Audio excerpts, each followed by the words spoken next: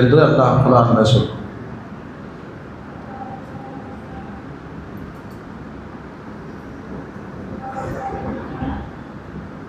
சொர்க்கவாசிகளை சொர்க்கத்திற்கு வரவேற்கப்படும்.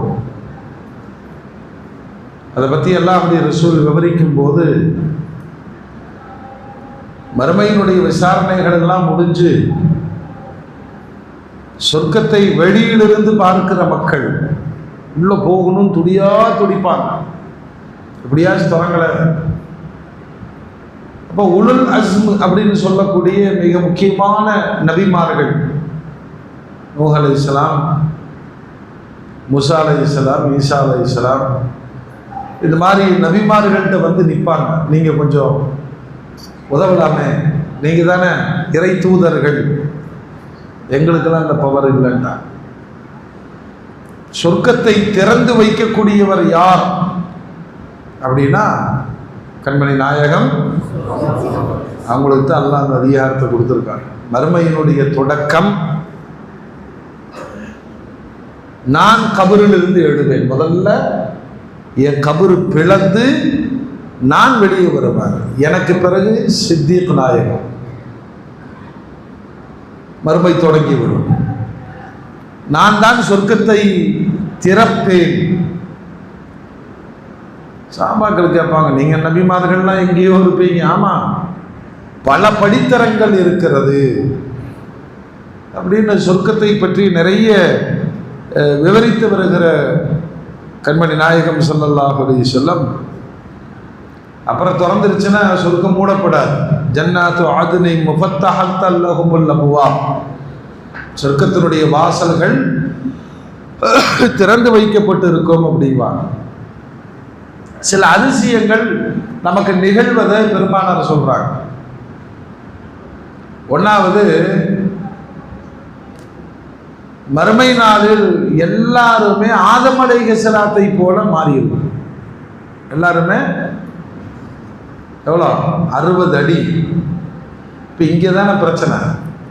எங்கே போனாலும் வெயிட்டு பார்க்குறான், ஹைட்டு பார்க்குறான், குட்டாங்கிறான், நட்டாங்கிறான். அங்கே எல்லாமே சேம் சவா. யாரு?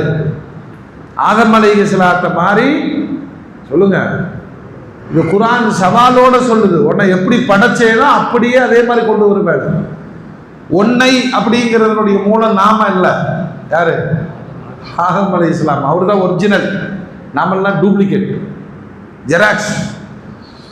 ரெண்டாவது, பெருமானார் சொல்லுவாங்க, எல்லாம் 30 to 33 வயசுக்குள்ள எல்லாமே இளைஞர்களாக தான் இருக்கும். அப்போ குழந்தைகள்லாம் அந்த வயசுக்கு வந்துடுவாங்க. பெரியவங்கெல்லாம் சொல்லுங்க, அதுக்கு தானே டெய்லி கண்ணாடியை பார்த்து என்ன பாடுபடுறோம் சொல்லுங்க. இப்படி பார்க்கறது, ஐயோ நரைச்சு போச்சு, அவருக்கு நரைச்சிருக்கு, அவர் நம்மளை சொல்றாரு, அஜித் பாவம் எல்லாம் நரைச்சு போச்சு அப்படின்னு. எல்லாத்துக்கும் நரைக்கும் இல்லையா? அப்ப இந்த உருவம், இந்த தோற்றம், இதெல்லாம் ஒரே மாதிரி இருக்கும். அல்லாஹ்வுடைய ரசூல் சொல்றாங்க, ஜுருது முருதா இருப்பாங்க. ஜுருது முருதுன்னு சொன்னா உடம்புல ஒரு ரோமமும் இருக்காது. தாடி, மீசை, சொல்லுங்க, மறை, ரோமம் எல்லாம் போயிடும். அப்ப எப்படி இருப்பாங்க எல்லாம்? ஆமா, முழுன்னு இருப்பாங்க. அதான் ஜுருது முருது, முழுன்னு இருப்பாங்க. அல்லாஹ்வுடைய ரசூல் இதெல்லாம் சொல்லுவாங்க. சஹாபாக்கள் உட்கார்ந்து பேசும் பொழுது சொர்க்கம், அதாவது ஃபலா தஅலமு நஃப்ஸும் மா உஃபிய லஹும் மின் குர்ரத்தி அயுன். இங்கே சாதாரணமாக கொஞ்சம் ஒரு மாதிரியான லைஃப் இருக்கிறவங்க, அப்படி நம்ம வீடு உள்ளே போய் போதும், பெட்ரூமே நம்ம வீடு மாதிரி இருக்கு. பெட்ரூமே சொல்லுங்க, 30க்கு 20 வச்சிருக்காரு, பயமா இருக்கு. இந்த மாதிரி ஒரு 6 பெட்ரூம் இருக்குங்க. சரி ஓகே டன். அப்புறம் பின்னாடி பார்த்தா ஒரு தோட்டம் வச்சிருக்கிறாரு, அதில் ஒரு ஊஞ்சல் இருக்கு. அங்கே உட்காந்து அப்படின்னா தண்ணி வருது. எங்க இருக்கா இல்லையா? மேஜிக், எவ்வளோ மேஜிக்கிங் மாதிரி. இப்போ டெக்னாலஜி என்னன்னா, ரூமுக்குள்ளே போனோம்னா லைட் எரியும், வெளியே வந்தோன்னா ஆஃப் ஆயிடும். அதே மாதிரி டெம்பரேச்சர், ஏசி வந்து எப்படி வந்துருச்சு அப்படின்னா, பாடி ஹீட்டுக்கு அளவு என்ன செய்யும், கூலிங்கு வரும். ரொம்ப கூலிங் ஆச்சுன்னா குறைஞ்சிக்கும். இதையே நம்ம பார்த்துட்டோம்னு சொல்றோம், சொர்க்கத்தில் வாழ்றோம்ப்பா. ஆனா என்னன்னா சொர்க்கத்தில் டாய்லெட் இருக்காது. இவன் வீட்டில் சொல்லுங்க, எவ்வளோ பெரிய பாத்ரூம் கட்டினாலும் ஒண்ணுக்கு, வீடு கட்டினாலும் ஒண்ணுக்குள்ள என்ன கட்டுவான்? என்ன ரொம்ப முக்கியம் இல்லது. அதுதான் சொர்க்கத்துக்கு இதுக்கு வித்தியாசம். இப்ப இந்த அழிந்து போகிற இந்த துனியாலே சில வாழ்க்கையை பார்த்து இப்ப இவனுங்களுக்கு என்ன பிரச்சனை அப்படின்னா, அவுரங்கசீப் பாதுஷாவுடைய அடையாளம் கூட இருக்கக்கூடாது. அவுரங்கசீப் பாதுஷாவுடைய கபரை தோண்டணும், நாக்பூர்ல கொந்தளிக்கு. உண்மையிலே முகலாயர்கள் இங்க வரவே இல்லை, எங்க தமிழ்நாடு பக்கம்லாம் வரவே இல்லை, எல்லாம் நார்த்து தான். ஆனா அந்த ராஜ கம்பீர வாழ்வு காலத்தால் அழியாது. நீங்க அந்த டெல்லியில ஷாஜஹான் கோட்டை, செங்கோட்டை, டெல்லி ஜாமியா மஸ்ஜிது, அவரோட அந்த அரண்மனைக்குள்ள போய் சுத்தி பார்க்கறக்கே ஒரு வயசு வேணும். எப்படி அனுபவிச்சிருக்கிறாங்க சொல்லுங்க. அதாவது முகலாயர்களுடைய ஹிஸ்டரியில அக்பர் பாதுஷா பர்சனல் வேலைக்காரன், அவனை பத்தி அவன் மனைவி கம்ப்ளைண்ட் பண்ணுது. சும்மாவே இருக்க மாட்டேங்கிறான், நீங்க கொஞ்சம் சொல்லுங்க, உங்களுக்கு தான் பயப்படுவான். ஏன்டா என்னடா பிரச்சனை அப்படின்னா, இந்த அம்மா சொல்லுது, ரொம்ப தொந்தரவு பண்றாரு, முடியல, இப்போ சொல்லி வைங்க. அவனை கூப்பிட்டு கேட்டாரு, என்னடா பண்ண, என்ன பிரச்சனை? ஒன்றும் இல்லை, உங்கள் டாய்லெட்டை கிளீன் பண்ண போனேன், ஒரு சின்ன கட்டி கிடச்சி, எடுத்து மோந்து பார்த்தேன், நல்லா இருந்துச்சு, சாப்பிட்டுட்டேன், அதுக்கு பிறகுதான் இந்த விபரீதம். அதையாண்டா நீ தின்ன? இதில் என்ன தெரியுமா, முகல் மன்னர்கள் தின்னு துப்பனதுல இருக்கிற ஆன்ம சக்தி அப்படின்னா ஒரிஜினல் லெவலில் இருந்துடும். புரியுதா? இல்லை நோம்பாளியினால அப்படியே சக்கரத்தில் இருக்கிறீங்களா? தின்னு துப்பன ஒரு மருந்துக்கே அவ்வளோ வேலைன்னா, வீரியன்னா, எவ்வளோ சூப்பரான வாழ்க்கை. அதெல்லாம் இவனுங்களுக்கு என்ன செய்ய முடியல. ஆனால் அதில் அவுரங்கசீப் பாதுஷா ரொம்ப பேணுதலாக இருந்தார். அவர் தொப்பி கையால் நெய்து, குர்ஆனை கையில் எழுதி, நிறைய உலமாக்களோடு தொடர்பு வச்சு இந்த மார்க்கம் போய் மக்களுக்கு சேரணும் அப்படிங்கிறதுக்காக மிகப்பெரிய ஒரு சேவைகளை செய்தவர். என்ன சங்கிகள் என்ன ஆட்டம் போட்டாலும் வரலாறு மாறாது. ஆனாலும் அவைகளை காப்பாற்ற வேண்டிய உணர்வு நமக்கு இருக்குது. அல்லாஹ் இதாய் தருவானாக. சொல்ல வந்தது இதுதான். இதையெல்லாம் சொர்க்கங்கிறோம். எது என்ன சாப்பிட்டாலும் என்ன செஞ்சிருங்க, டைரக்டா போயிருமா இல்லையா? சொர்க்கத்தில் ஒரு ஏப்பம் தான். ஒரு நமக்கு எவ்வளோ பிடிச்ச ஆளா இருக்கட்டுமே, நெஞ்சில் அப்படியே கட்டி பிடிச்சி மானக்க முசாஃபா செய்யலாம். இந்த பக்கத்தில் இருந்து இந்த மூச்சு காட்டு பற்றாலே நமக்கு ஒரு அருவருப்பு. ஏன் சில பாடி ஸ்மெல்லு நமக்கு சொல்லுங்க ஒத்துக்காது. அதுக்கு மேல நம்ம கழுத்துல இப்படி கையை போட்டு நம்ம மூச்சியை கொண்டு போய் இங்க வச்சு அமுத்தினார்னு வச்சுங்களேன், அவனுக்கு சக்கராத்து தானாவே வந்துடும். சொர்க்கவாதியின் உடலில் கஸ்தூரி மனம் கமழுங்கிறாங்க. இதுதான் வித்தியாசம். அப்ப இந்த அழிந்து போகிற துனியாவை விட அழியாத சொர்க்கத்திற்காக ஆசைப்பட்டு ஒரு சொர்க்கவாதியா வாழ்வதற்கு முயற்சிக்கணும். குர்ஆன் சொல்லுது, சொர்க்கவாதி மூமினாக இருப்பார். சொர்க்கவாதி மூமினாக சொல்லுங்க. ரெண்டாவது, தொழுகையில் பயபக்தியோடு இருப்பார். தொழுகிறது வேற, பயபக்தியோடு அப்படின்னு என்னங்க? தொழுகையில பயபக்தினா என்ன?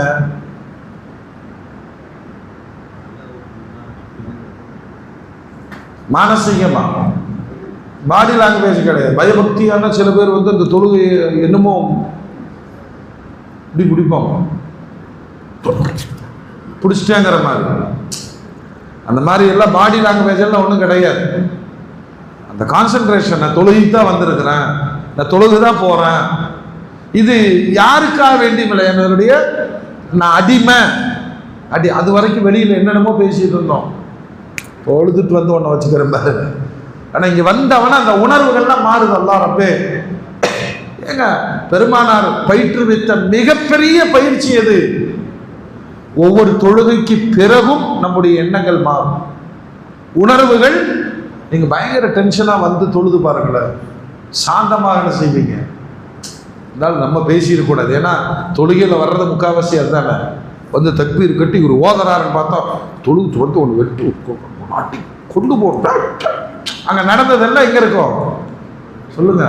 ஒரு மாதிரி இருந்து அத்தியாயத்தில் உட்காந்துருக்கும் போது என்ன இருந்தாலும் நம்மளும் அப்படி பேசிடக்கூடாது, சரியா? கொஞ்சம் ஓவராக தான் போயிட்டோம்.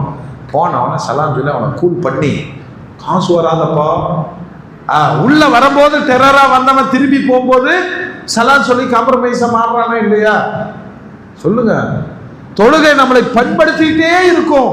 அதனாலதான் அல்லாஹ்வுடைய ரசூல் சொல்றாங்க, சொர்க்கவாதி பயபக்தியோடு தொழுவார், குர்ஆன் சொல்லு. அப்புறம் மூணாவது, ஒரு சொர்க்கவாதியிடம் வீண் விளையாட்டுகள் இருக்காது. இப்ப எப்படின்னா, லைஃப்ல டைம் பாஸ் அப்படின்னு ஒன்று இருந்துச்சு, இப்ப டைம் பாஸ் தான் லைஃப். கரெக்டா பாப்பா? டைம் பாஸ் தான். ஏன்னா அப்பன்லாம் ஏகப்பட்ட காசு சம்பாரிச்சு வச்சிட்டான், இவன் உட்காந்து யோசிக்கிறான், நம்ம எதுக்கு சம்பாதிக்கணும், நம்ம நாசமாக்கும். கரெக்டுங்களா? இப்போ நிறைய பணக்காரங்களுடைய வருத்தமே என்ன தெரியுமா? இவ்வளோ சம்பாரிச்சு வச்சுட்டோமே என்ன பண்ணுறது? ஏன்னா அவனாலையும் திங்க முடியாது. சுகரு, பிபி, ஹார்ட் பிளாக்கு, கிட்னியை காணா, லிவரை காணா, ஏகப்பட்ட பிரச்சனை, மருந்து மாத்திரையோடு போராடுறான். உண்மை எதார்த்தம். நல்ல சாப்பாடு சாப்பிட்ற வாய்ப்பே இப்போ நிறைய பேருக்கு கிடைக்கிறதில்ல. வெறிச்சு வெறிச்சு பார்க்கணும், எத்தையுமே திங்க முடியாது. தின்னா செத்துருவேன் டாக்டர் சொல்லியிருக்கான், சரிங்களா? எதையுமே சம்பாதிக்காதவன் அத்தனையும் திங்கிறான். எதுவுமே சம்பாதிக்கலங்க, அப்பனுக்கு சுகர் சர்க்கரை. சில நேரத்தில் டீ கடையில் போனால் கோவம் வரும். யாரை பார்த்தா தெரியுமா? வேகமாக சொல்லுவான், 2 ஸ்பூன் சர்க்கரை கூடுதலாக போடுக்குமா. டேய் என்னடா, ரொம்ப அநியாயமாக இருக்கு. நம்ம போய் நின்று என்ன சொல்றோம்? ஆஃப் சுகர், மினி சுகர், சர்க்கரை காமி. இப்படித்தான் இப்போ முக்கால்வாசி வண்டி ஓடிட்டு இருக்கு. சில பேர் வெறுப்பேற்றுற மாதிரியே நடந்துக்குவான். 2 ஸ்பூன், அவன் பாக்கியசாலி. ஸ்வீட்டு சாப்பிட்றது ஒரு பாக்கியம் தானேங்க. வீண் விளையாட்டுகள் அப்படிங்கிறது என்ன? இன்னைக்கு எல்லாம் சொல்லலாம். இந்த ஒரு குழந்தைகளை வந்து நம்ம எந்த அளவு அடிக்ட் பண்ணிட்டோன்னா நம்ம தான் பண்ணணும். அந்த பப்ஜி எங்க பசங்க ஆமாம் தெரியாது, வேற என்னங்க ஆன்லைன் விளையாட்டுகள். அது எந்த அளவுன்னா, அது கூடயே ஒரு பையன் ஃபோன் வச்சுட்டு தனியாக பேசிட்டு விடாத விடாத புடி புடி புடி அம்மா நின்று அம்மா வந்து எவ்வளோ துரத்துறான்னு இருக்கு, சத்தம் போடுறான், வண்டியா அதாவது அங்கே உள்ள போயிட்டான் போயிட்ட போயிட்ட போயிட்ட. அவன் எங்கேயோ உட்காந்து விளையாண்டுருக்கான், இவன் எங்கே, எல்லாம் 2 பேரும் இந்த விபரீதமான விளையாட்டுகள். அப்புறம் நம்ம சுண்ணத்தான கேரம் போர்டு, ஆமாங்க, அதை போட செய்கிறாங்க. வீட்டை சுற்றி அவனும் பார்த்துறாம ஸ்க்ரீன்லாம் கட்டி தொழுதுட்டு வந்து கர்ச்சீப்பு கூட அவுக்கிறது இல்லை, பிஸ்மில்லா ரஹ்மான் ரஹீம் அப்படின்னு. அது ஏன் இப்படி இருக்குது? அப்போ பக்கத்தில் சாய், அந்த அம்மா மாடியிலேருந்து பக்தியோட சாயெல்லாம் வச்சு கொடுக்குது. ஏங்க நோம்பாளிங்க கொஞ்ச நேரம் விளையாட்டு வருது, பாவம் சின்ன குழந்தைங்க, சரி அது அப்படி. அப்புறம் கிரிக்கெட் விளையாடுறதுக்கெல்லாம் இருக்குது. அப்புறம் நைட்டு போய் வாலிபாலு, அது நல்லது, உடல் ஆரோக்கியம். ஆனால் எந்தெந்த விளையாட்டுக்கள் அல்லாவை மறக்க வைக்குமோ முடிஞ்ச அவ்வளவுதான். இஸ்லாம் சொல்றது வீண் விளையாட்டுங்கிறது எது அல்லாவை மறக்க வைக்குமோ. பாருங்க சொல்றாரு, என்னங்க உங்களுக்கு ஜும்மாவா இன்னைக்கா? ஏன் இப்படி இல்லை? வேர்ல்டு கப் மேட்ச் பார்த்துட்டே இருக்க, டைம் போனதே தெரியல. எப்பயா உட்கார்ந்த? புதன்கிழமை அசருக்கு உட்கார்ந்த. ஆட மருகுமானவன.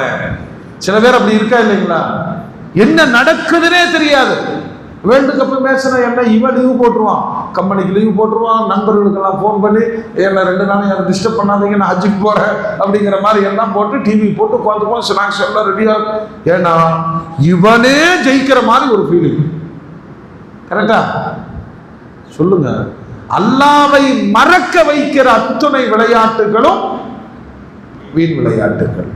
மூமின்கள் சொர்க்கவாதிகள் அந்த வீண் விளையாட்டுகளில் ஈடுபட மாட்டார். அப்படின்னா இப்படி இங்க கேட்கலாம், ஜிம்முக்கு போலாமா சொல்லுங்க? ஹலோ, போலாமா? போலாம். எதுக்கு? ஆரோக்கியத்துக்கு. அவ்வளவுதான். அதுலயும் போயிட்டு எல்லாத்து முன்னாடி ஜட்டியோட நிக்கிற மாதிரி அசிங்க உலகத்துல வேற ஏதாவது இருக்குங்களா? சொல்லுங்க. ஆனா அந்த உலகம் வரவேற்குது இல்லையா? அத்தனை பேர்த்து முன்னாடி ஜட்டியோட நின்று அப்படி தூக்க. என்ன கபருல மண்ணு திங்காதா? புழுக்கள் அரிக்காதா? ஆரோக்கியத்துக்கு ஜிம்முக்கு போகலாம். இப்போ உள்ள நோயே என்னன்னா பாடியில எக்ஸசைஸ் இல்லை, அவ்வளவுதான்.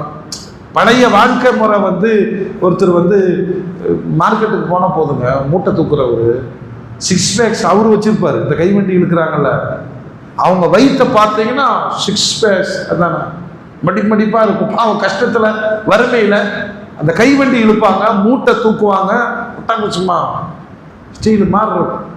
இப்போ நம்ம எதுவுமே தூக்குறது இல்லையே, அதனால நோக்காடு. அதனால ஒரு டைம் ஒதுக்கி ஒரு 1/2 hour ஜிம்முக்கு போகிறோம், எக்ஸசைஸ், அவ்வளோதான். இந்த மசில்ஸ் எல்லாம் கொஞ்சம் அவ்வளோதானே தவிர இது இப்படி புஷ்டி தூக்கிட்டு தொழுகு வர்றவன்ட்டெல்லாம் மிரட்டுறது. உங்க தொங்கி பார்த்தோம் அப்படி நானும் கூட்டிட்டு போய் தனியாக கஞ்சி தேக்க தூக்கிடாது.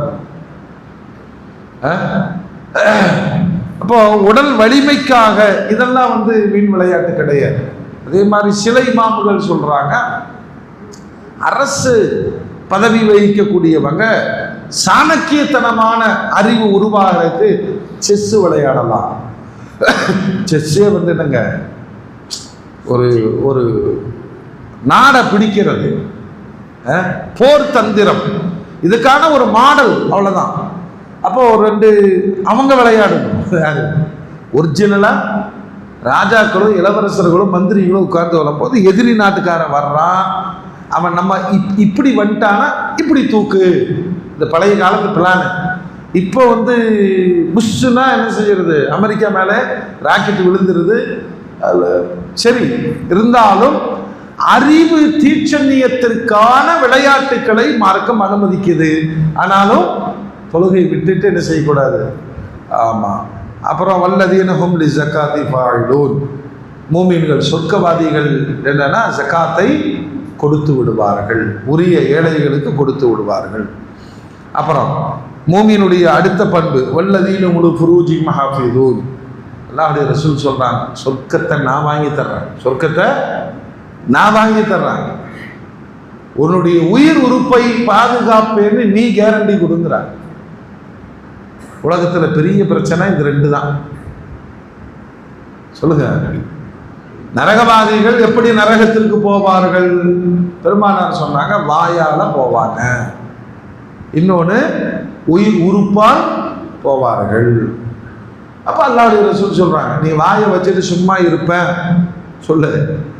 அதே மாதிரி உயிர் உறுப்பை ஹலாலான வழி அல்லாத வழியில் இருந்து பாதுகாப்பேன்னு கேரண்டி கொடு. இப்ப மக்கள் எதுல ஏமாறுவாங்க, என்ன சம்பவங்கள் நடக்கும் எல்லாம் இந்த ஜெனரேஷன்ல எல்லாம் விபச்சாரம் பாவம் அல்ல அப்படிங்கிற மனநிலை வந்துருச்சு. அது வேற மாதிரி வேர்டுகள்லாம் யூஸ் பண்றாங்க. அது என்னன்னா நம்ம எக்ஸுங்கிறான், அப்புறம் என்ன பிக்கப்பு ட்ராப்பு, பெஸ்ட். அந்த வயசு அந்த காலத்தில் நம்ம பிறந்திருந்தா எவ்வளோ லவ் பண்ணியிருக்கலாம் இல்லையா? இப்போ லவ்வும் கிடையாது, இளவு முடிச்சது. அதாவது வேறு விதமான விபச்சாரத்திற்கான நிறைய வழிகளை இந்த தலைமுறை திறந்து விட்டுருச்சு. அவங்களுக்கு அது ஒரு பயமே இல்லை. திருமணத்திற்கு முன்பு அல்லது திருமணத்திற்கு பின்பு இந்த பெண் ஹலாலா, இந்த ஆண் ஹலாலா அப்படிங்கிறதெல்லாம் இப்போ டெஸ்ட் பண்ணி ப்ரூவ் பண்ணுறதா இருந்தா 80% டைவர்ஸில் தான் முடியும். உள்ள மிஷின்ல உள்ள விட்டு வெளியே எடுத்தவன அந்த பையனும் பிள்ளையும் இது என்ன சொல்றது, யூஸ் பண்ணியிருக்கா இல்லையா அப்படின்னு அது பச்சை விளக்கு காமிச்சிச்சு. நான் சொர்க்கவாதி மாடி, இன்னும் நீ நல்லவனாவே இருக்கிறியடான்னு. ரெட்டு வெறும் ரெட்டாதான் எரியும். கல்யாணத்துக்கு முன்னாடி இப்படி டெஸ்ட் பண்ணிட்டு வாங்கன்னு ஒரு சட்டத்தை வச்சோன்னு வச்சுங்களேன், டெஸ்ட்டுக்கு வரமாட்டேன். முடிஞ்சா வாழை இல்லைன்னா ஆமா, அதையெல்லாம் யோசிச்சானா இவனை கல்யாணம் முடிக்க முடியாது. இப்போ காம்ப்ரமைஸுக்கு வந்துடுறா, லக்கும் தீனுக்கும். ஆமாம், நீயும் லவ் பண்ணியிருப்பேன், உனக்கும் பாய் ஃப்ரெண்ட் இருக்கும், அப்போ சத்தம் இல்லாமல் இருந்துக்கோ. எனக்கும் கேர்ள் ஃப்ரெண்ட்லாம் இருந்திருக்கும், நானும் சத்தம் இல்லாமல் இருந்துக்கிறேன். நான் அந்த பக்கம் எதா போனால் நீயும் கட்டுக்காத, நீ எங்கே போனாலும் நானும் கட்டுக்க மாட்டேன். ரொம்ப நல்ல வாழ்க்கையா நார பொழப்பங்க. அவ்வளோ அசிங்கமாக இருக்கிறாங்க முஸ்லீம்கள் தான், மற்றவங்களெல்லாம் பிரச்சனை இல்லை. அவ்வளோ அசிங்கமாக இருக்கிறான். எல்லாம் காப்பாற்றுட்டோம். உயிர் உறுப்புகளை பாதுகாப்பார்கள் யாரு? சொர்க்கவாசி, சொர்க்கவாசிகள். நம்பிக்கையோடு நடந்து கொள்வார்கள். அது இந்த சமூகத்தில் கொஞ்சம் கஷ்டம்தான். நம்பிக்கையோடு, நம்பகத்தன்மை எல்லா விஷயங்களும். அவர்கிட்ட ஒன்று சொன்னால் கரெக்டாக இருப்பார், அவர் வாக்கு கொடுத்தா கரெக்டாக இருப்பார். காசு கொடுத்தோம்னா திரும்பி வாங்கலாம். ரொம்ப முன்னாடி எப்போ கொடுத்தேங்கிறா, வாங்கிட்டு எப்போ கொடுத்த, சிசிடிவி 1000 சிசிடிவி போடு, எனக்கு ஒரு பிரச்சனை கிடையாது, இந்த இப்பயே லைவ்ல எடுத்துக்க, நான் உங்கள்கிட்ட வாங்கவே இல்லை, நீ யாருன்னே தெரியாதுங்கிறான். மூமின்கள், சொர்க்கவாதிகள் தங்களுடைய அமானிதத்தை பேணி பாதுகாப்பார்கள், தொழுகையில் பேணுதலோடு இருப்பார்கள். இவர்கள் தான் ஃபிர்தௌஸ் என்ற சொர்க்கத்தை அடையக்கூடிய மூமின்கள் என்று ரப்பல் ஆலமீன் குர்ஆன்ல சொல்றான். அதே மாதிரி குர்ஆன் நிறைய இடத்துல நபிகள் நாயகம் ஸல்லல்லாஹு அலைஹி வஸல்லம் சொல்லுவாங்க, அல்லாஹும்ம இன்னி அஊது பிக மின் ஹர்ரி ஜஹன்னம், ஜஹன்னம்ங்கிற நரகத்திலிருந்து என்னை பாதுகாக்கிற அல்லாஹ். ஜும்மால சொன்ன மாதிரி இதற்கு ஃபகீ அபுல் லைத் ரஹ்மத்துல்லாஹி அலைஹி சொல்லுவாங்க, அதிகமாக நீங்கள் நரகத்தை நினச்சிக்குங்க. அதனுடைய தொடக்கம் கபர். கபருடைய அதாபுகள் 4 விஷயங்களை கொண்டு நீக்கப்படும். 1 தொழுகையினால், 2வது சதக்காவினால், 3வது குர்ஆன் ஓதுவதினால், 4வது தஸ்பீஹ் செய்வதினால். இந்த பழக்கம் அதிகமாக யார்கிட்ட இருக்கோ கபருடைய வேதனைகளிலிருந்து அவங்க, கபர் மீனிங் நரகம், நரகத்தினுடைய அதாபிலிருந்து காக்கப்படுவார்கள். அதே மாதிரி கபரிலேயே நரகத்தினுடைய தண்டனை யாருக்கு கடினமாக்கப்படும்னா, அல்லாஹ்வுடைய ரசூல் சொன்னதாக சொல்றாங்க, யார் பொய் பேசுறாங்க, யாரிடத்தில் மோசடித்தனம் இருக்கோ, அதே மாதிரி யாரிடத்தில் கோல் சொல்லும் பழக்கம். கோல் சொல்றதுன்னா என்னங்க?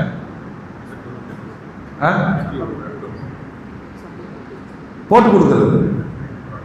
அது எங்க வேணாலும் நடக்கலாம், தெரிஞ்சா. 4வது காரணம் பெருமானார் சொல்றாங்க, சிறுநீர் கழித்து விட்டு சுத்தம் செய்யாம. இது ரொம்ப கேர்லெஸ்ஸான ஒரு விஷயத்தை அன்னைக்கே சொல்லியிருக்காங்க.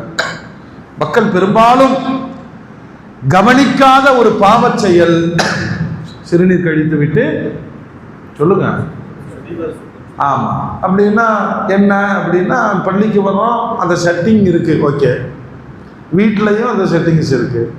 பஸ் ஸ்டாண்டில், ரயில்வே ஸ்டேஷனில், வெளியூர் பயணங்களில், அவசரத்தில் நல்லா இங்கே நல்லா பண்பாக தொழுதுட்டு இருக்கிறதெல்லாம் அங்கே எறும்பு மாறு மாதிரி இருக்கும். கிரவுண்டில் விளையாண்டே இருக்கும்போது அப்படி என்ன செஞ்சிடும் சொல்லுங்க. அப்போ அது ஒரு அதபு. ஏன் அல்லாஹ்வுடைய ரசூல் இன்ன ஆமத் அதாபுல் கபரி மின், பெரும்பாலும் கபருடைய அதாபு சிறுநீர் கழித்து விட்டு சுத்தம் செய்யாததினால். அப்போ தான் ஒரு மரபை சொல்கிறாங்க, நின்றுட்டு ஒன்றும் கிடைக்காத, ஒன்றும் இல்லை, அத்தனையுமே உன் மேலே சரிக்கு, அவ்வளோதான். அப்புறம் அப்படியே தொழுக வந்தேன்னா செல்லாது. இப்படில உட்கார்ந்து சிறுநீர் கழி, மறைவான இடத்துல சிறுநீர் கழியுங்கள். சிறுநீர் கழித்த பிறகு அந்த சிறுநீர் துளிகளை டிராப் வெளியேற்றக்கு சின்ன சின்ன முயற்சிகள் என்ன செய்யணும்? தொடைய வயிற்றோடு ஒரு அழுத்தனா அந்த சிறுநீர் பையில் இருக்கிற துளிகள் வெளியேறும். ஒரு தடவை எழுந்து அமரணும் அப்படின்னு கணக்கணும். இந்த வழிகளின் மூலமாக சிறுநீர் முழுமையாக வெளியேற்ற. எல்லாத்துக்குள்ள பிரச்சனை, ஒலு செஞ்சுட்டு வந்து தக்பீர் கட்டி நிற்கும் போது அப்படிங்கிறாரு. என்ன அர்த்தம் சொல்லுங்க? எல்லாத்துக்கும் ஒரு சொட்டு விழுந்த மாதிரி ஃபீலிங். அந்த மூஞ்சி பார்த்தாவே தெரிஞ்சுக்கலாம், கக்கா போயிருச்சா உச்சா போயிருச்சான்னு தெரியும். தொழுதாவே அவருக்கு திருப்தி ஆக மாட்டேன். இருக்கா இருக்கா, ஆம்பளை பொம்பளை எல்லாத்துக்கும் வரும். அதுக்கு தான் அல்லாஹ்வுடைய ரசூல் சொல்றாங்க, நன்கு சுத்திகரிக்க வேண்டும். பழைய காலத்தில் பெரியவங்க கரெக்டாக இருந்தாங்க. இந்த டேலா கட்டி, மண் கட்டி செம்மண்ணை எடுத்து சின்ன சின்னதாக அது செஞ்சு பள்ளியில் காய வச்சுருப்பாங்க.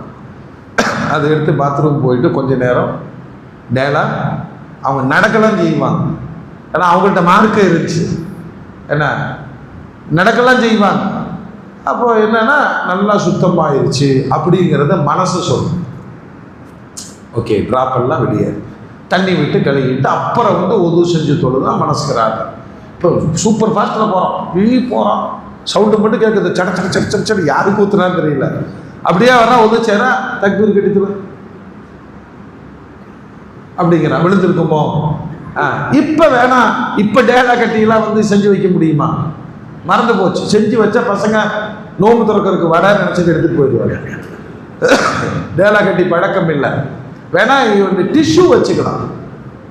டிஷ்யூ எல்லாருடைய பேண்ட்டில் 2 டிஷ்யூ பேப்பரும் வச்சுக்கோங்க. அது குறிப்பாக இந்த பேண்ட் போடுறவங்களுக்கு கண்டிப்பாக இந்த பிரச்சனை வரும். ஏன்னா உங்களால் உட்கார முடியாது. அவர் அங்கே போய் ட்ரை பண்ணுறாரு, பாதிக்கு மேலே கீழே இறங்க மாட்டேங்குது. அவரை பிடிச்சி என்ன செய்யணும், பேண்டெல்லாம் கழட்டி உருவி விட்டு சின்ன பையன் மாதிரி போடா சொல்ல முடியுமா? சொல்லுங்க. ஏன் இந்த அதாவது அந்த ஜீன்ஸு போட்டால் அவனாலே அவன் காலம் நடக்க முடியாது. பாதியில் எப்படி நிற்கிறாரு, இப்படி பார்த்துட்டு யாரும் இல்லை, சரி நின்றுட்டு அடிப்போம், மாடு ஆரம்பிச்சுக்குது. அப்போ பேண்ட் போட்டிருக்கிறவங்க நல்லா உண்மையிலேயே நீங்கள் பயபக்தி உள்ளவங்களுக்கு தான் அது சட்டம். நல்லா சுத்தமாகணும்னு சொன்னால் பாத்ரூம் போய் பேண்ட்டை கழட்டி நல்லா சிறுநீர் கழிச்சிட்டு சுத்தம் பண்ணிட்டு போட்டு வா. யார் வேண்டாங்கிறாங்க? அப்போ நின்று அடிக்கிறதுக்கு மார்க்கத்தில் அனுமதி இல்லை. நம்மளாம் இப்போ மாற்றுத்திறனாளிகளாக இருக்கிறாங்க, நோயாளிகளாக இருக்கிறாங்க, முடியலன்னு சொன்னால் சில பள்ளிகள்லாம் அவங்க மாற்றுத்திறனாளிகள் இது போகிறது அத்தனையுமே மாற்றுத்திறனாளிகள். ஏன்னா இது பேண்ட்டு தான் பிரச்சனை. ஒன்று லூஸாக போடணும், லூஸாக போட்டால் ஊரே அவனை லூஸுன்னு சொல்லுது. டைட்டாக போடுறது சொர்க்கவாதிகளின் அடையாளம். என்னென்னமோ பண்ணி வச்சிருக்கிறாங்க. ஹைர். அப்போ பெருமானார் ஸல்லல்லாஹு அலைஹி வஸல்லம் சொல்லுவாங்க, இந்த மாதிரி நிறைய கபருடைய தண்டனைகளில் நான் பார்த்தது, கோல் சொல்வதினாலும் சிறுநீர் கழித்து விட்டு. இப்போ இதெல்லாம் என்னங்க சாதாரண விஷயமா? நாம எதை சாதாரண கடந்து போகிறோமோ அதை பெருமானார் பயங்கரமா சொல்றாங்க. இந்த 4 விஷயங்கள் கபருடைய அதாபை பெருக்கி தரும், அதாவது நரகத்தை பெற்றுத்தரும் அப்படிங்கிற எச்சரிக்கையை அருமை நாயகம் ஸல்லல்லாஹு அலைஹி வஸல்லம் முன்வைக்கிறாங்க. மூமின்களே, அதிகமா அல்லாஹ்வுடைய ரசூல் நரகத்தினுடைய பாதுகாப்பு அல்லாட்ட கேட்டுட்டு இந்த உம்மத்துக்கு ரொம்ப எச்சரிக்கை செஞ்சாங்க. நரகம் யாரும் அதில் போடப்படக்கூடாது. சிம்பிளா சூடுபட்டு நம்ம நெருப்பெல்லாம் வேண்டாங்க. அம்மா அந்த ஒய்ஃபு சாயா சூடாக கொண்டு வந்து கையில் நச்சுன்னு கொடுத்தா என்ன ஆகும்? யதார்த்தம் அப்படி வாங்கி கொதிக்குதுன்னு சொன்னால் உடனே எது கிலாஸு தான் கொதிக்கும். நம்ம அதை ஓரத்தை தான் பிடிச்சிருக்கோம். அது இருக்கோ உனக்கு இப்படி கொதிக்க அப்படி டென்ஷன் ஆயிடுறோமா இல்லையா? சில நேரத்தில் தெரியாமல் போய் கூலிங்கன்னு நினச்சிட்டா சூடை தூக்கி வாயில் ஊற்றுனவனா மூஞ்சியை பார்க்கணும். அன்னைக்கு ஒரு சூடு நம்மளால் தாங்க முடியலையே. அப்துல்லாஹ் இப்னு உமர் ரலியல்லாஹு அன்ஹு நரகம் சம்பந்தப்பட்ட ஆயாத்துகள் குர்ஆனில் ஓதப்பட்டால், இப்போ குர்ஆன் விளங்குறது பெரிய பாக்கியம். நரகம் அப்படிங்கிற அந்த செய்திகள் அல்லாஹ் எங்கெல்லாம் சொல்றானோ அந்த வார்த்தைகளும் பயங்கரமா இருக்கும். ஜக்கரியா அலைஹிஸ்ஸலாம் மக்கள்கிட்ட பயான் பண்ணும்போது நரகத்தை குறித்து பேச மாட்டாங்க. அப்படி பேசுறதா இருந்தால் பார்ப்பாரு, சபையில் எங்கேயாச்சும் மகன் யஹ்யா அலைஹிஸ்ஸலாம் இருக்காரான்னு பார்ப்பாங்க. குர்ஆன்ல வருதில்ல, உலகத்தில் குழந்தைங்க பிறந்த பேர் வைப்பாங்க, பேர் வச்சு பிறந்த குழந்தை யஹ்யா அலைஹிஸ்ஸலாம். பேர் வச்சு அல்லாஹ் சொன்னான், ஜக்கரியா உங்களுக்கு ஒரு மகனை கொடுப்பேன், அந்த மகன் பேர் அப்படின்னு நல்லா பேர் வச்சு குழந்தையை கொடுத்தான். சரியா? அவர் எவ்வளோ பெரிய தக்குவாதாரியா இருந்தாருன்னு சொன்னா, ஒரு நாள் மகன் சபையில இல்லைன்னு நினைச்சிட்டு நரகம் குறித்து பேசி கொண்டிருந்தார்கள் ஜக்கரியா அலைஹிஸ்ஸலாம். பள்ளிவாசலுக்குள்ள தேம்பி தேம்பி அழுகிற ஒரு சப்தம். பார்த்தால் யஹ்யா அங்க இருக்கார். அவ்வளோ பயம். நரகத்தினுடைய அந்த வசனங்களை கேட்டாலே அப்துல்லா இப்னு உமர் மயக்கம் போட்டு விழுந்துருவாங்க. ஒரு சாபி இருந்தார், அப்துல்லா இப்னு ஹம்தலா, நோயில படுத்திருந்தார். பக்கத்துல ஒருத்தர் குர்ஆன் ஓதிட்டு இருக்கும்போது ஒரு வசனம், லஹும் மின் ஜஹன்னம மிஹாத் வ மின் ஃபௌகிஹிம் கவாஷ், மறுமை நாளில் அவர்களுக்கு நரகத்தில் விரிப்பும் போர்வையும் இருக்கு அப்படின்னு ஒரு வசனத்தை ஓதினார். நரகத்துல தூங்குவானா யாராச்சும்? ஆனா எல்லாமே நரகத்துல இருக்கும். அவ்வளவுதான். நோயா படுத்தவர் நிரந்தரமா படுத்துட்டாரு. அதே பயத்தில் மரணிக்கவும் செய்து விட்டார். உமர் இப்னு அப்துல் அசீஸ், இரண்டாம் உமர் என்று போற்றப்பட்டவர். அவர்கிட்ட உலமாக்கள் சந்திச்சு நரகம் குறித்தெல்லாம் பேசுவார்.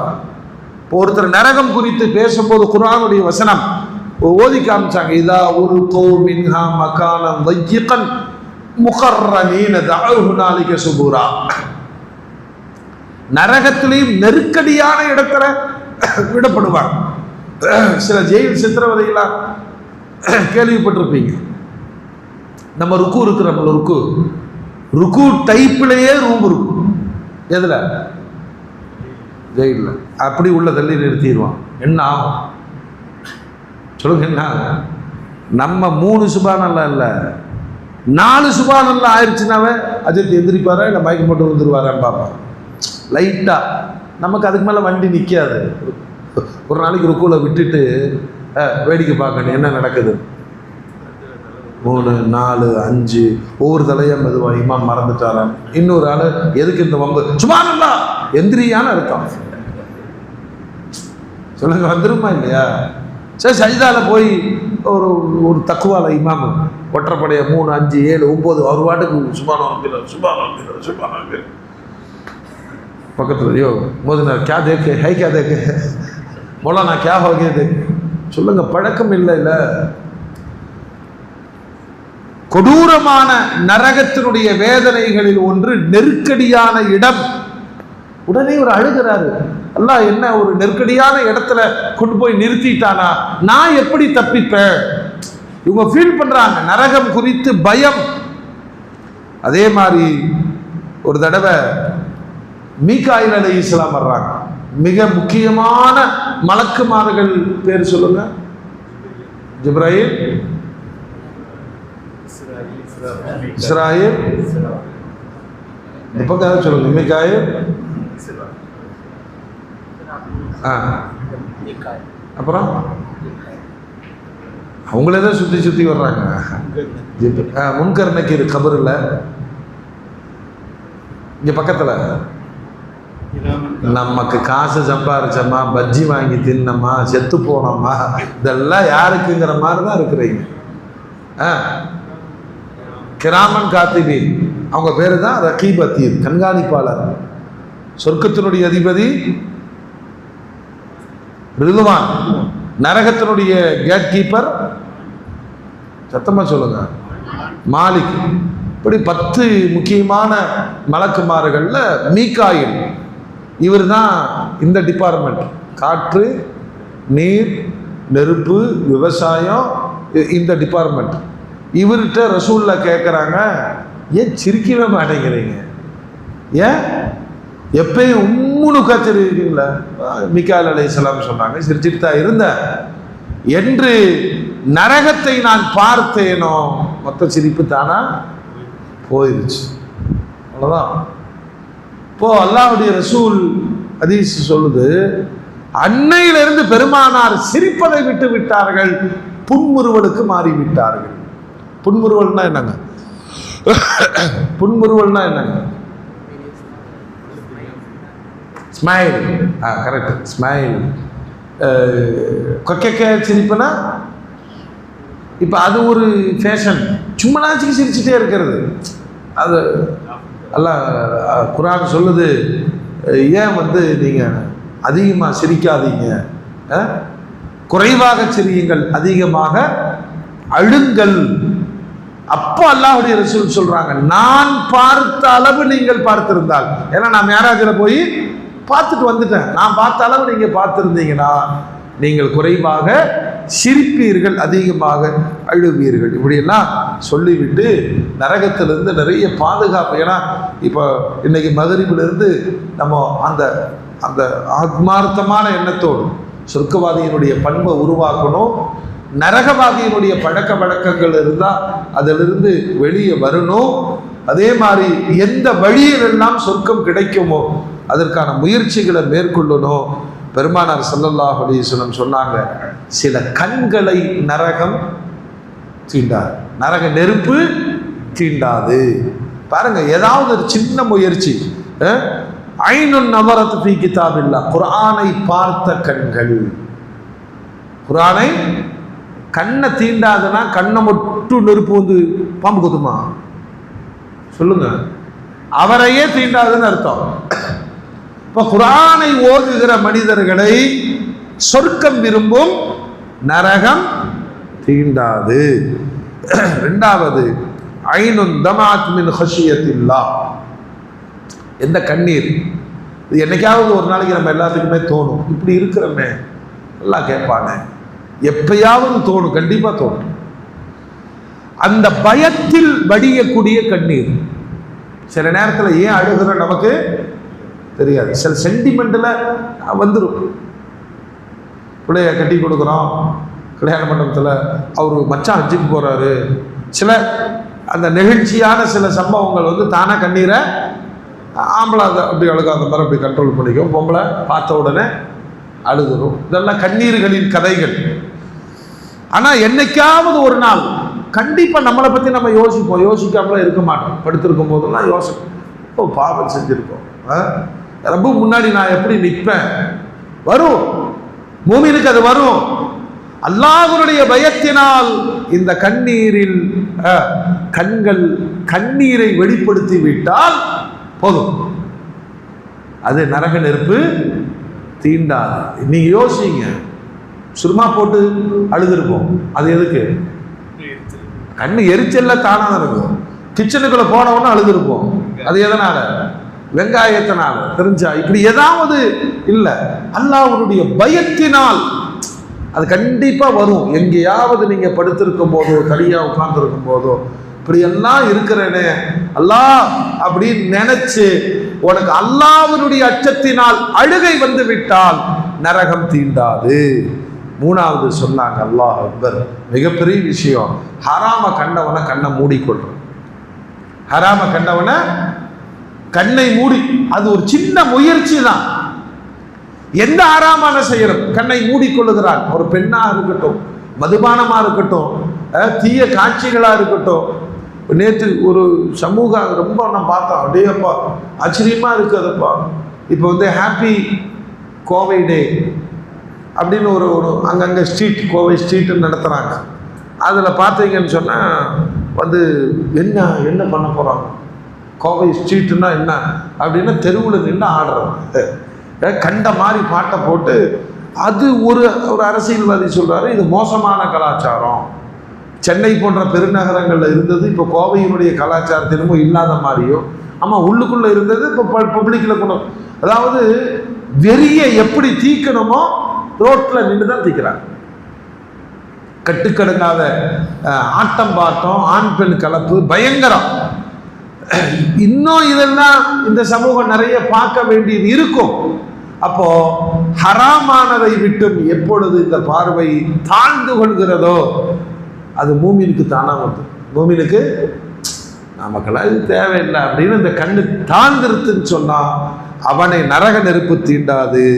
அல்லாஹ்வுடைய பாதையில் பாதுகாப்பு பணியில் ஈடுபட்டு இருந்த கண்கள், போர்க்களத்தில் இல்லையா, கலவர நேரங்களில் பள்ளிவாசலுக்கு எந்த பிரச்சனையும் வந்துடக்கூடாது அப்படின்னு வாட்சிங், எந்த கண்கள் பாதுகாப்பு பணியில் ஈடுபட்டு இருந்ததோ, அப்போ கண்களின் வழியாக கூட நரகத்திலிருந்து நம்மை பாதுகாத்து கொண்டு சொர்க்கத்தை அடைவதற்கான வழிகளை அல்லாஹ்வுடைய ரசூல் கற்று தந்திருக்கிறாங்க. ரமதான் எந்த வழியிலும் நமக்கு பயனுள்ளதாக கழியணும். போச்சா 20 நாள் போச்சா சொல்லுங்க, போச்சா இல்லையா? அடுத்த வருஷம் ஹயாத்தாக இருந்தால் இன்ஷா அல்லாஹ் கிடைக்கலாம். போயிட்டோம்னா கணக்கு முடிஞ்சது. கிடைச்சதுன்னா இப்படியே இருப்போமா? நம்ம பாடி என்ன கண்டிஷனில் இருக்கும்? நிறைய பேர் சொல்கிறாங்க இந்த மாதிரி நோன்பு வைக்கல, அவங்களுடைய உடல் பிரச்சனை. இப்போ அவங்க மனசில் வருத்தம் இருக்குமா இல்லை? ஏங்க வேணாலும் யாராச்சும் நோன்பு வைக்காமல் இருப்பாங்களா? யாருக்கு அப்படிலாம் வராது. முடியல, மயக்க வருது, நல்ல ஆள் நல்லா தான் இருக்க, நோன்பு வச்சா மயக்க வருது. இப்போ அவருக்கு மனசு எவ்வளோ வருத்தப்படும். போன வருஷம்லாம் நல்லா ஜம்முன்னு நோன்பு வச்சுருந்தோம், இந்த வருஷம் இப்படி. அதனால் இருக்கிற வாய்ப்பை பயன்படுத்துகிறவங்க தான் புத்திசாலி. இந்த கடைசி 10 நாட்கள் இயன்ற வர ஏத்திக்காப்பு இருக்கும். இயன்ற வர 10 நாள் இருக்கிறது பெரும்பாகியம் இல்லை. ஒரு நாள் அது இருந்து பாருங்களேன். கபரில் தனியாக இருக்கிறதுக்கான பயிற்சி. நம்ம எல்லாம் பழகிட்டோம். அப்படின்னா இந்த அம்மா டீ கொண்டு வந்து கொடுக்கும், அப்படின்னா துண்டு கொண்டு வந்து கொடுக்கும், அப்படின்னா ப்ரஷ்ஷில் பேஸ்ட் வச்சு கொடுக்கும். இங்கே வந்து அப்படின்னா முதல்ல போ அப்படிங்குவார். சொல்ல முடியாது, எந்திரிச்சு ஓடணும், நீ தான் ஒன்றுக்கு போகணும். ஒன்றுக்கு போகும்போது பயமாக இருக்கும். பள்ளிவாசல் யாருமே இருக்க மாட்டாங்க, பேய் நிற்கிற மாதிரியே இருக்கு. ஆமாம், இப்போ தனியாக படுத்துருக்கும் போது குறவடியை யாரும் மிதிக்கிற மாதிரிலாம் இருக்கும், கொசு கடிக்கும். கபரில் எப்படி இருப்போம்? சார்பு அற்ற ஒரு வாழ்வு. அதுக்கான மிகப்பெரிய பயிற்சி. அல்லாட்ட நிறைய அல்லாஹ் மாத்தியன்னா வாதகல் ஜன்னத்தை யார் ரப்பல் ஆலமீன். இந்த மாதிரி இயன்ற வர மூமினாக முத்தகியாக வாழ்றதுக்கு தான் முயற்சிக்கணும். அல்லாஹ் ரப்பல் ஆலமீன் இந்த நல்ல முயற்சியில் நம் அனைவருக்கும் ரமலானுடைய எல்லா பாக்கியத்தையும் அல்லாஹ் நிறைவாக தந்து ஜன்னாத்துல் ஃபிர்தௌஸில் ஒன்று சேருகிற பாக்கியத்தையும் அல்லாஹ் நசீபாக்கி தருவானாக. ஆகிரு தாவானா அல்ஹம்துலில்லாஹ்.